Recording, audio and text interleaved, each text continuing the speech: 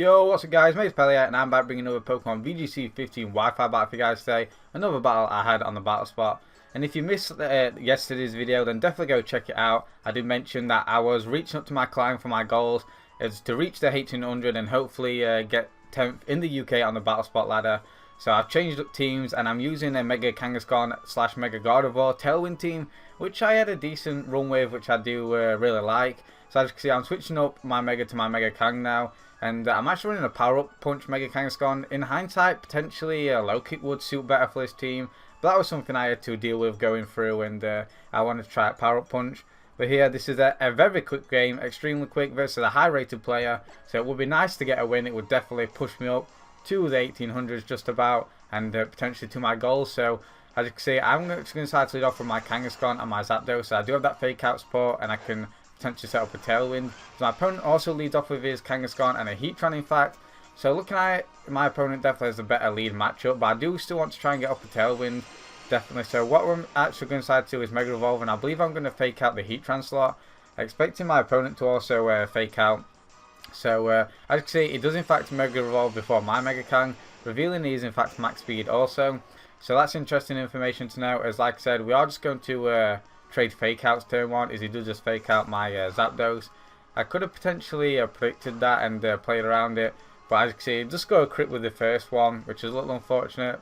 Now I'm going to go for the fake out, and as you can also see, I actually scored a crit with my first one. Doesn't do nowhere near significantly enough compared to how much he did to mine, but regardless, I do notice my Zapdos is in fact faster than his Heatran.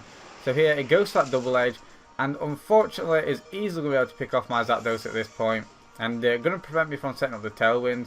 So that was definitely a bad play on my part, just to take that double edge, as I'm actually going to decide to go for a Power Up Punch.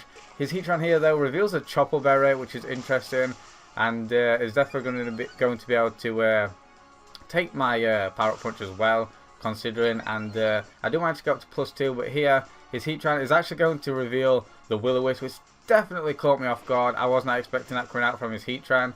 So in hindsight, I could have probably switched in my Ferrothorn just to take the fake out, and also to potentially take the double edge, bait him to go for the Heat Wave as opposed to Will-O-Wisp. Could have potentially worked out a lot better for my position. But I do still have my Tracheon, which threatens both of his Mons immense there. But as you can see, he does in fact have his Landorus to heat in the back.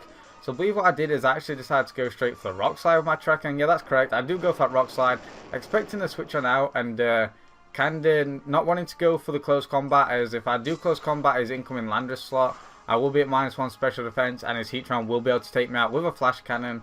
But as you can see, I don't manage to score a flinch, which would have been timely. But as you can see, I do manage to leave the Flash Cannon now, because I'm not at the -1, even though he did score the -1 with the Flash Cannon. But yeah, as you can see, I do go for the return onto the Landorus slot as well, which still does a lot considering I am burned, and I'm at -1 now, thanks to the Intimidate. So that's really unfortunate.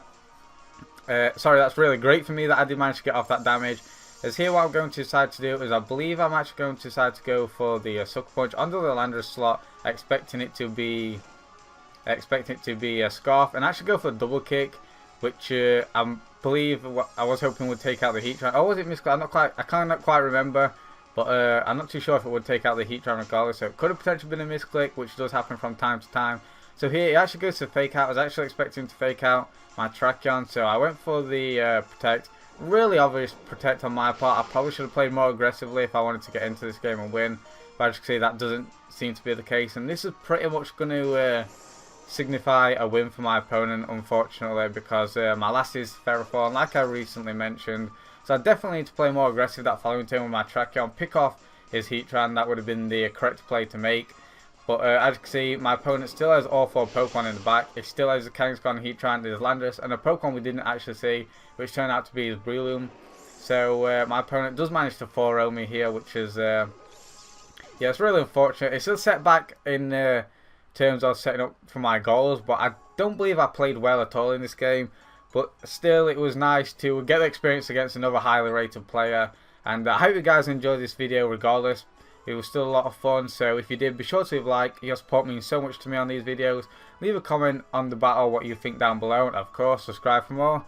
Thank you guys so much for watching, and I'll see you guys next time.